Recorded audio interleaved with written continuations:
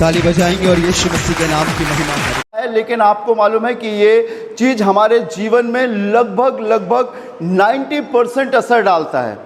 एक wrong decision, एक गलत सिलेक्शन मेरे और आपके जीवन को पूरा स्पॉइल कर देता है, लेकिन एक सही डिसीजन मेरे और आपके जीवन को बना देता है। ठीक है ना।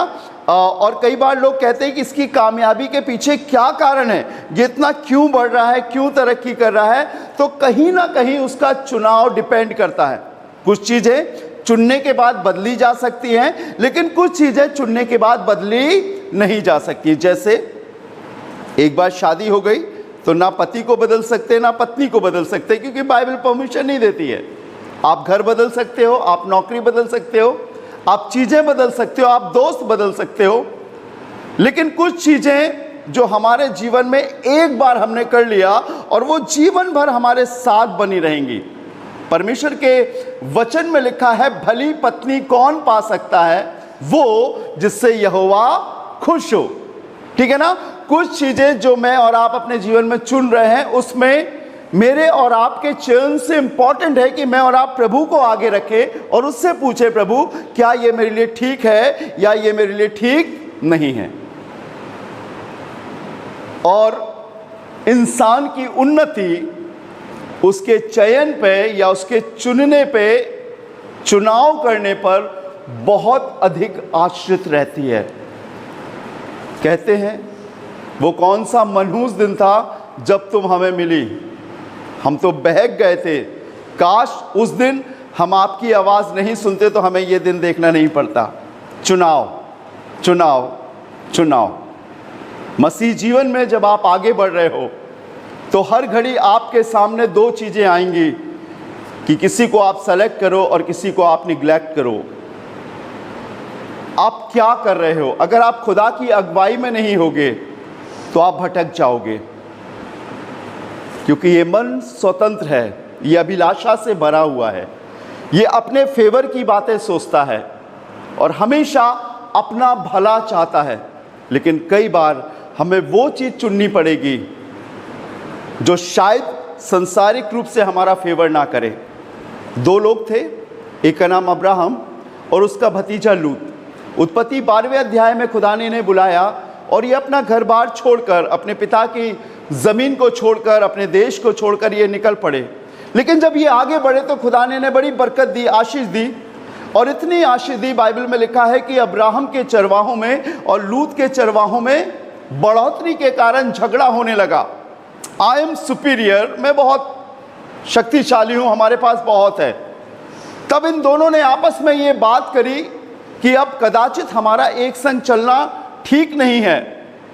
सो परमेश्वर के बताए हुए रास्ते के अनुसार परमेश्वर ने अब्राहम ने लूत से कहा कि तू चुन ले, तुझे क्या चुनना है।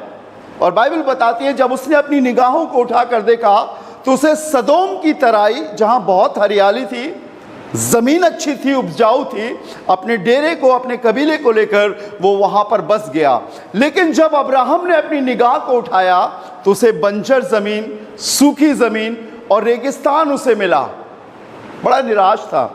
उत्पत्ति 18वें अध्याय में परमेश्वर ने उसे दर्शन दिया और कहा, हे अब्राहम मत डर, क्योंकि तेरी ढाल और तेरा अत्यंत बड़ा फल मैं हूँ। लूत के हिस्से में सब कुछ हरा हरा था, लेकिन आपको मालूम है आंखों से दिखने वाली हर एक चीज़ परमेश्वर की ओर से, जो हमारे मन को भाती है, परमेश्वर की ओर से नहीं होती है। एक मसीही जीवन सादगी का जीवन होता है। एक मसीही जीवन विदाउट अट्रैक्शन का जीवन होता है। मसीही जीवन इंसान को लुभाने वाला या अपने आप को बड़ा दिखाने वाला जीवन नहीं होता है। जगह जगह आप पढ़ोगे नम्रता, दीनता, हलीमता बाइबल में भरा हुआ है। जब लूत ने उस चीज़ को चुन लिया, आपको मालूम है सदोम और अमोरा का क्या हश्र हुआ? क्या हुआ मालूम है किसी को? क्या हुआ? इतना पाप वहां पर बढ़ गया कि वो शहर, वो जगह आग और गंधक से नाश की गई। लेकिन अब्राहम, जिसके हिस्से में बंजर ज़मीन थी, बाइबल बताती है परमेश्वर ने उसे आशीष दी और उसके बाद उसके वंश को आशीष दी और वो आगे बढ़ते चले गए। सिलेक्शन, चुनाव बहुत इम्पॉर्टेंट है। मैं अपना चुनाव आप पर नहीं थोप सकता और ना आप अपना चुनाव मुझ पर थोप सकते हो। हाँ, कुछ समय के लिए मैं कहूँगा हाँ हाँ हाँ, लेकिन मैं करूँगा वही जो मेरे मन को भाएगा। ये आपका पर्सनल डिसीजन है। पढ़िएगा एक आयत खुदा के कलाम से, अगर आप पढ़ सकते हो, यहोशू की किताब उसका 24वां अध्याय, जोशुआ चैप्टर 24 और उसका 15वां पद पढ़े, 15 वर्स। कोई भी बच्चा पढ़े जोर से। जोशुआ चैप्टर 24 वर्स 15, यहोशू 24वां अध्याय। लेकिन चुनाव यही खत्म नहीं होता। आपने किसे चुना? आपके जीवन में कौन सी चीजें इस ट्रेनिंग के दौरान सफर कर रही हैं? क्या आप वैसे ही थे जिस दिन आप फर्स्ट टाइम एंट्रेंस टेस्ट दे रहे थे, कि कुछ चीज बदल गया, माहौल बदल गया? आप जो चीज लेकर अपने साथ आए थे, आज उन्हीं चीजों को लेकर चल रहे हो, या इतना वचन सुनने के बाद आपके जीवन में कोई बदलाव आया? चुनाव। शायद ऊपर से अच्छे दिखते हैं, एक जैसे दिखते हैं, लेकिन अंदर होता है ये, मन में होता है ये, और उसी का प्रतिफल हमें मिलता है। Praise the Lord. यहोशू ने कहा तुम चुन लो, तुम जहां से निकल कर आए हो, जिसने तुम्हें निकाला है तुम उसकी महिमा करोगे, या जिनके बीच में हो तुम उनकी महिमा करोगे, या सफ़र के दौरान जो तुम्हें मिले उनकी महिमा करोगे। चुन लो तुम वो सिलेक्शन। एक आयत पढ़िएगा, बहुत सुंदर सी आयत है, मैंने संडे इवनिंग भी अपने बच्चों के संग शेयर करी थी। 1 पीटर चैप्टर 2 वर्स 9, पहला पत्रस 2 अध्याय उसका 9वां पद, और इसे अंडरलाइन भी कर लीजिएगा, बहुत इंपॉर्टेंट वर्स है परमेश्वर के वचन की। 1 पीटर चैप्टर 2 वर्स 9, पहला पत्रस 2:9। पर तुम एक चुना हुआ वंश, बहुत गौर से सुनिएगा, पर तुम एक चुना हुआ वंश।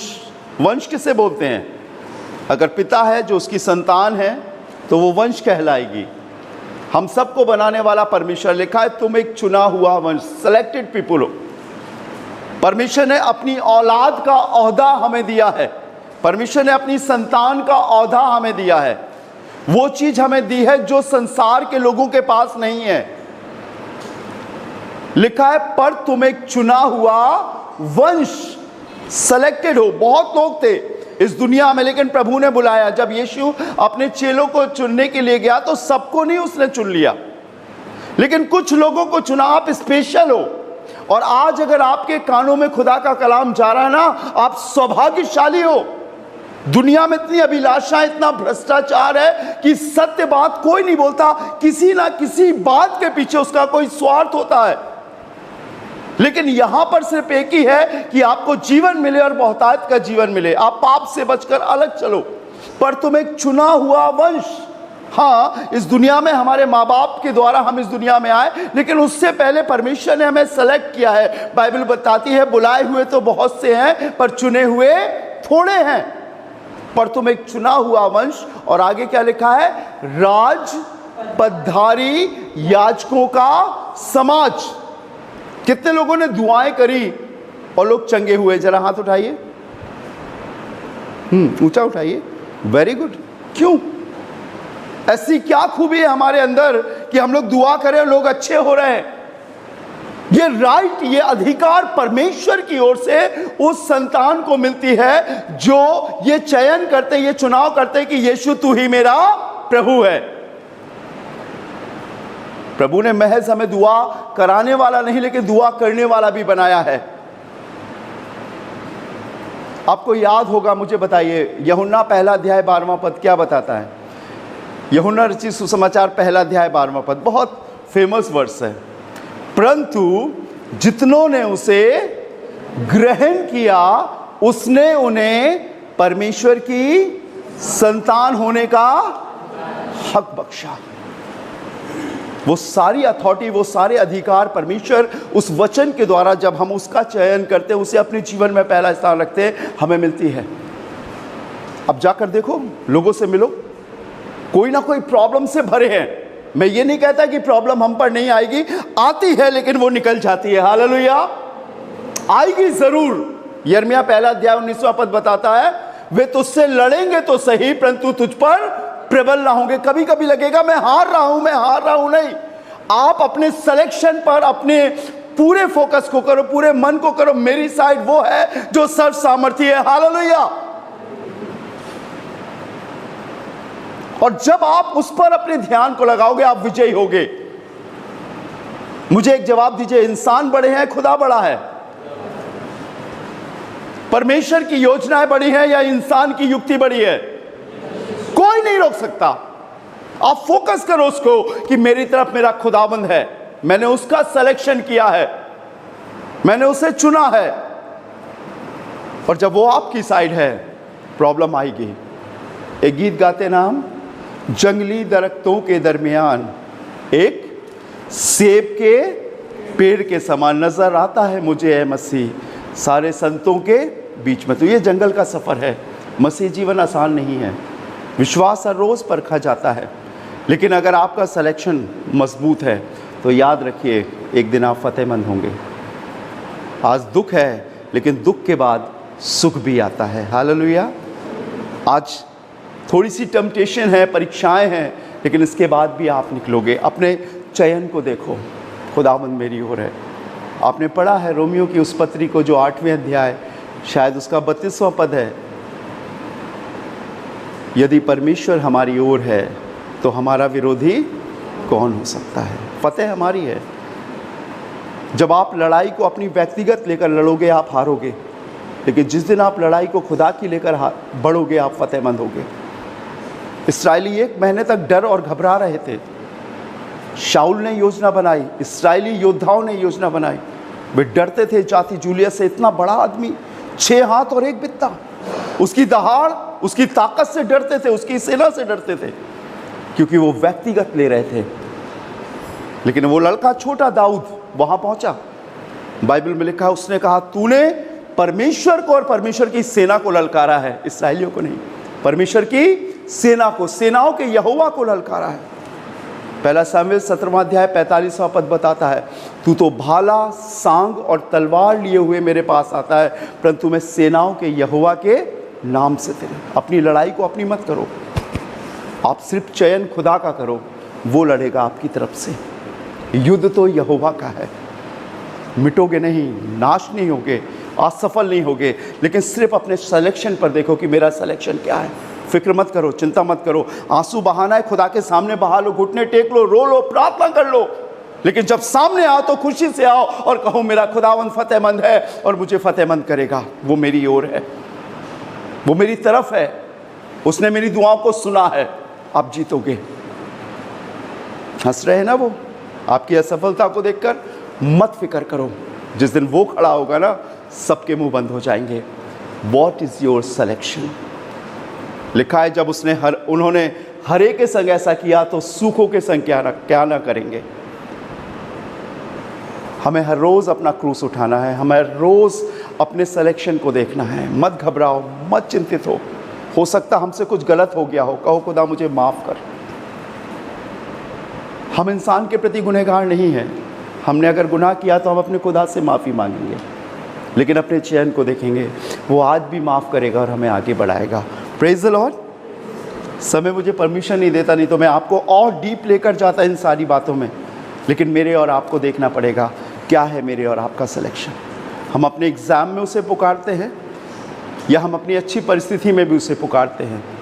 अगर आप अपने जीवन में अपने प्रभु को आगे रखोगे तो एक दिन सब कुछ बदलेगा। मैंने देखा है अपनी 30-31 साल, 32वां साल चल रहा है इस सेवकाई में, बड़े बड़े पहाड़ों को टलते हुए देखा है, ना तो बल से और ना शक्ति से, पर मेरी आत्मा के द्वारा वो रहता है मेरे अंदर।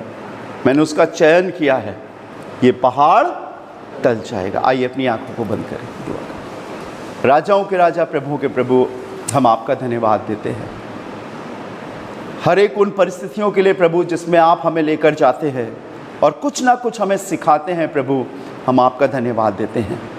पीड़ाओं और परीक्षाओं के कारण हमारा मन अस्थिर होता है और शायद प्रभु हम अपनी बातों को किसी से कह भी नहीं सकते, लेकिन तेरा वचन हमें तकवीयत इनायत करता है, सामर्थ्य देता है प्रभु, जिसके द्वारा हम जान सकते हैं कि आप हमारी तरफ हैं, हम एक दिन फतेहमंद होंगे। और प्रभु आप सामर्थी हैं, विजयी हैं, जयवंत हैं।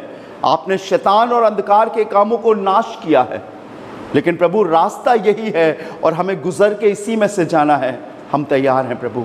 आज दुआ करता हूँ प्यारे प्रभु अपने हॉस्पिटल के लिए। मैं दुआ करता हूँ अपने भैया दीदी, शीनू भैया, एनसी मैम, हर एक उन लोगों के लिए प्रभु जो आज भी खुदावन दिमागी रूप से एक युद्ध को लड़ रहे हैं खुदावन। मैं विश्वास करता हूँ प्रभु आप हमारी ओर हैं। आज धुंधला है लेकिन एक दिन रोशनी पूरी होगी और हम आमने सामने देखेंगे। यीशु मसीह हमारी